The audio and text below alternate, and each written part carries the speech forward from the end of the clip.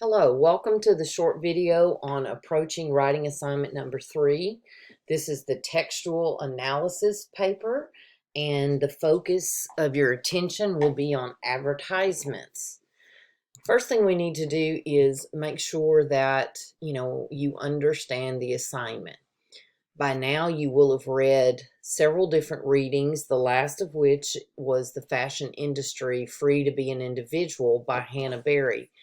And then based on that example that you've seen, because in that example she takes two different shoe ads, and from that she creates her analysis paper. You're going to be finding two advertisements. They can be for anything. And you're looking for two advertisements that make an obvious or even a subtle statement. The advertisements can be current advertisements or they can be old vintage advertisements. That's up to you, but you're looking for advertisements that you see and understand that message, whether it is more blatant or subtle. For each of those ads, you'll answer the following questions, and you'll create this one-page analysis, up to 1.5 page analysis of the images that you chose based on the answers to the following questions. What is the message? Is this a positive or a negative message for society or for select groups of society? What is good about this message? What's bad about this message? What's the purpose of this advertisement? And what is the argument being presented by the advertisement? Now, I'm going to take us to the actual document for this assignment so we can get. Now, you're going to be creating a document that includes the two ads, and you're going to write that 1 to 1.5 page analysis. You do not want to present the question and just answer it one at a time, but instead you want to actually analyze and talk about the message in sentences and paragraphs that flow smoothly. You'll be submitting the one document in Blackboard by the due date time. Okay, so in this one document, you're going to have copied and pasted in the images of those two ads, and you will have the paper that you have written as well. So you've got some sample, a sample for us to take a look at.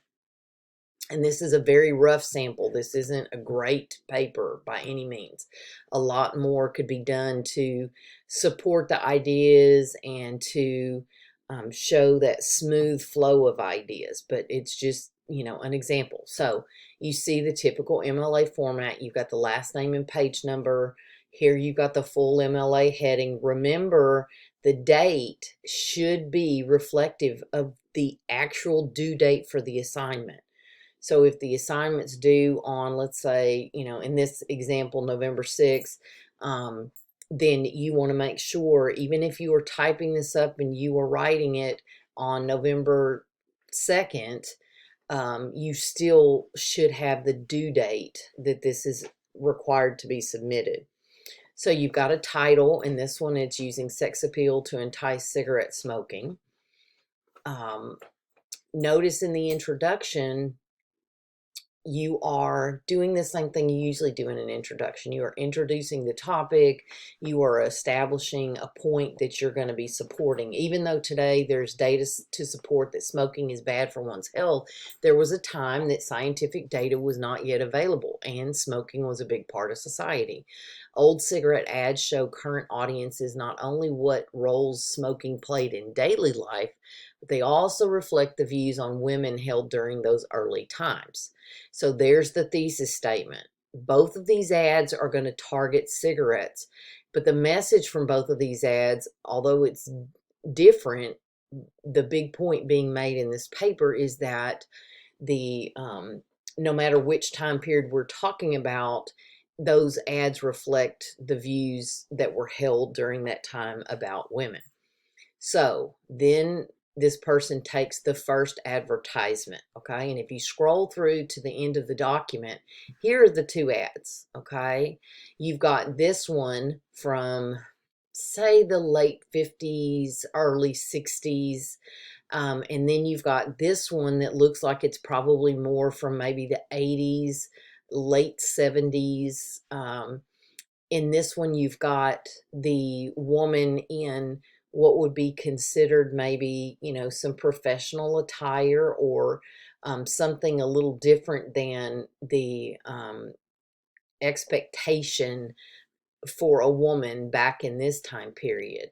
Now, notice from this Winston ad, it's what's up front that counts. So there's a little bit of a sexual innuendo going. Of course, they're talking about the filter of the cigarette and the blend of the cigarette. So that's what's being talked about. But there's that sexual innuendo about, you're trying to catch a man, or and what's up front matters. Versus this one, and this cigarette name is more. So you've got this woman, this idea of I'm more satisfied. So again, you've got more of a woman who could choose to be without a man. She looks like she's capable of having a job, keeping a job, and taking care of her own life, and that idea of being more satisfied. So very different image of a woman here versus this woman that needs to catch a husband or keep her man happy, if that's the case. So you've got the pictures there. Then you've got a discussion, an analysis, if you will, of the first kind of cigarette ad. Sexual innuendo and catching a good man are the focus. It's what's up front that counts, depends on sexual innuendo to grab the attention of the potential consumer. The potential consumer is a good-looking woman, looks desirously at a man while holding the cigarette. The ad is showcasing the filter blend of the cigarette, which impacts the cigarette's experience. The message seems to be that by choosing this cigarette, you're choosing the best experience, and the provocative content can be paralleled with the old joke about, having a smoke after sex. This ad's negative message seems to be that smoking was a normal part of society, but this ad has a woman whose focus is on connecting smoking to choosing a man who will complete her. Definitely not the message society tends to push today. Now, in that second advertisement for more cigarettes, again, sexual innuendo is used, but it's not the largest focus. I'm more satisfied with the capitalization of more due to the cigarette name, grabs the consumer's attention with the picture of a more modern woman than in the previous ad, who isn't afraid to say being extra satisfied is a desired quality for women. These cigarettes are longer. They're slimmer than other cigarettes while delivering a more satisfying experience. Again, something to be desired in a cigarette, and the innuendo is there as well. The message seems to be that these out-of-the-box cigarettes meet the image of the changing woman, a more independent woman who desires to have a unique smoking experience. The message of this ad seems to be more of a positive one. And then you have a paragraph in which there's some discussion about both of these simultaneously. In both of these ads, the argument seems to be similar. Cigarettes make life better, and they help you achieve your goals. In the case of the first ad, it'll help consumers or women enjoy what's up front and enhance your experiences, while the second ad encourages consumers to want more and finding that satisfaction in a cigarette named more. The basic arguments that cigarettes enhance women's lives and are a necessary part of their enjoyment. In conclusion, logically, a consumer should know that a woman does not need a man to complete her, and independent women can be in careers and be satisfied without a man to take care of her. And today, one hope that everyone knows cigarettes are not the way to accomplish any of one's goals in life, but there was a time when things were different. This makes one wonder, however, what messages are being received today from all the ads inundating society. So you end up with that conclusion paragraph that takes you beyond the point that you've been making about these two ads. The conclusion here is, once you start to analyze these ads, it makes you wonder what kinds of messages are we receiving every day from everything that we see in the way of advertisements and pop-ups and um, all kinds of images in our society. What kind of messages are we subliminally getting from advertisements? So that becomes a strong conclusion. Now, again, this paper's very rough. Okay, there's a lot that could be better about this paper, but it just sort of gives you an idea. This is not a long paper. It's hopefully you'll have a little bit of fun with it. Now let's talk about how you can go about actually finding your ads, okay?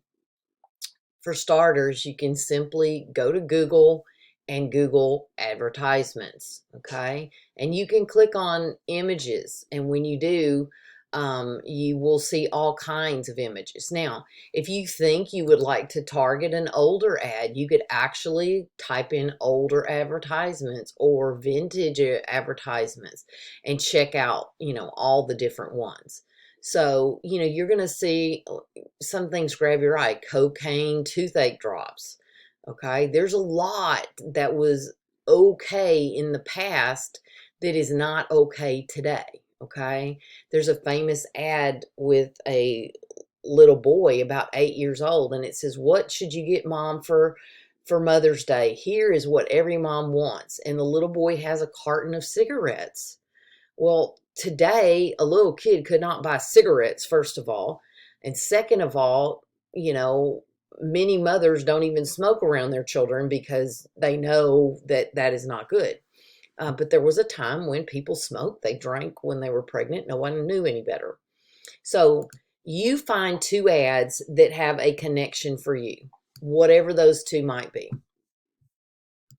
Now, they don't have to be ads for the same type of product. Like the example you saw was two cigarettes, two types of cigarettes.